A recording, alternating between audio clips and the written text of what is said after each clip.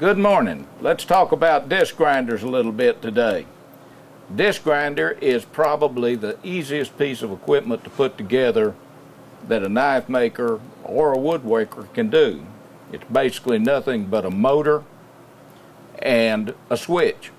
In this case, I've got a VFD, which gives us the ability to have variable speeds.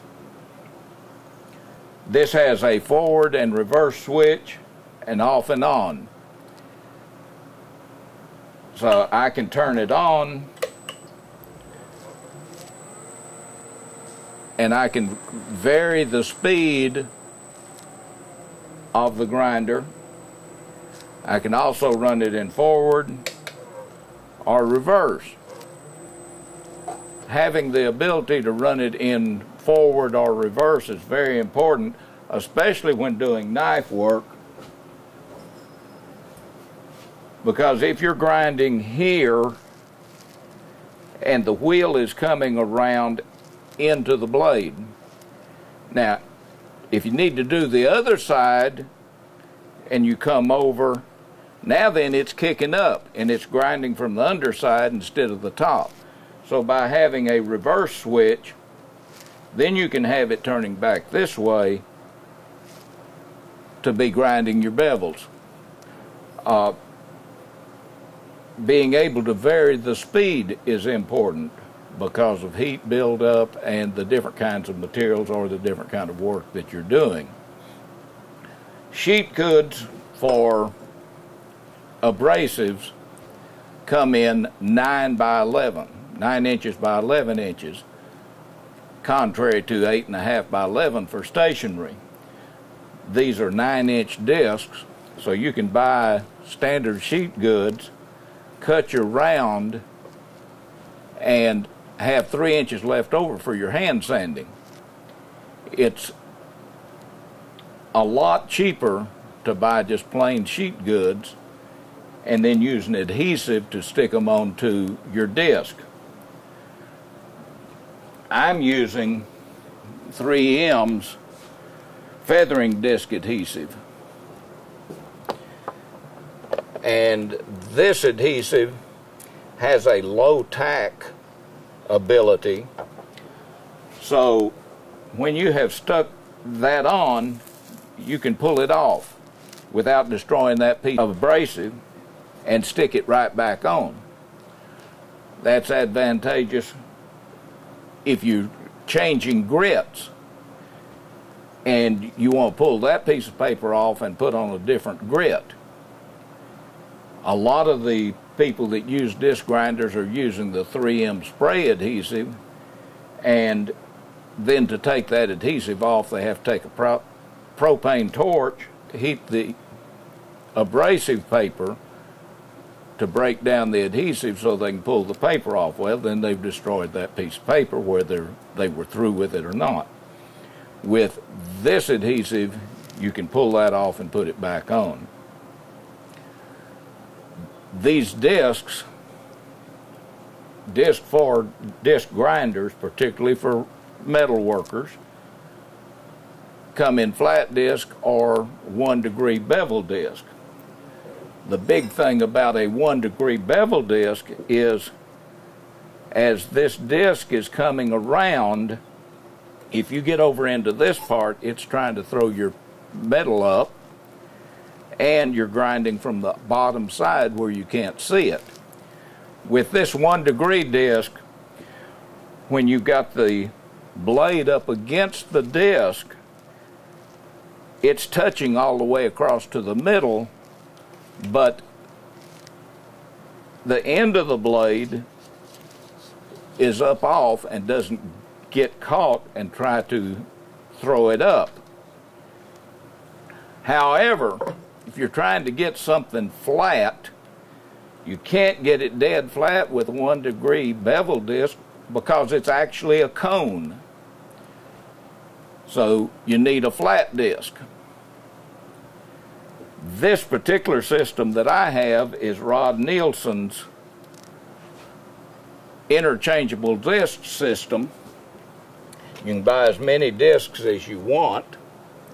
I've got 2 bevel discs, so I have 2 different adhesives on, and then I have 1 disc that is flat. Another feature about trying to get something flat, if your grinder is going and then you try to put something up against it, if you're not really square on it, you're going to get grinding before you get it to your flat. With this system, I have basically a cheap Harbor Freight, less than $10 foot switch. I've got the grinder plugged into the switch. The switch is plugged into the wall. So I can turn on the grinder, get my piece of work up against it,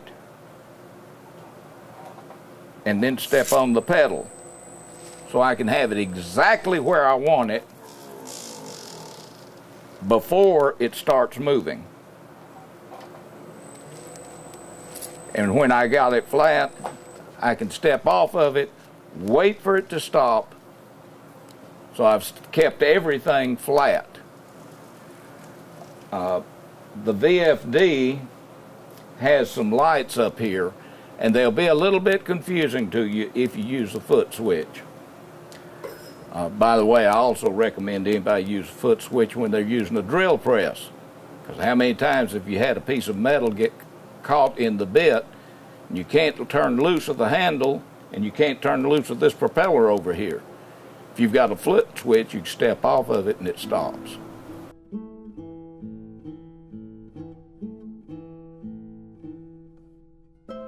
Makers have different preferences in the orientation of their grinder.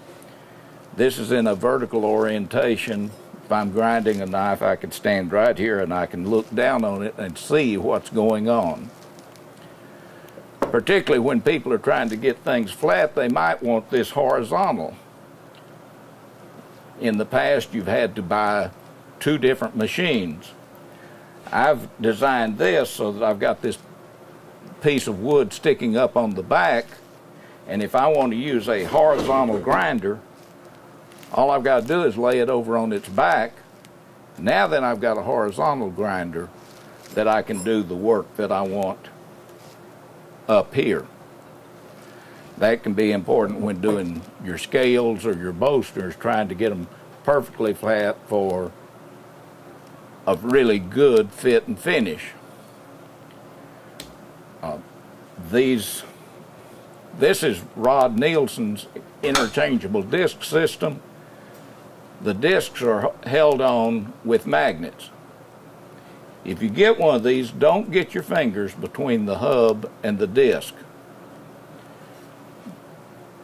In addition to the advantage of being able to change grits by having more than one disc, you can also put your flat disc on here, so you've got another machine. If you've got 1 degree bevel discs and you've got a flat disc, and you need, with a traditional system, then you'd have to undo the Allen wrench, take this whole hub off, and put the other hub on. With this, you just pull the disc off and stick it back on. USA knife maker Tracy Mickley sells traditional discs. Rod Nielsen sells this interchangeable disc system. There's a lot of different abrasives available. And just like on our belt grinders, it's important to buy good quality belts. It's important to buy good quality paper.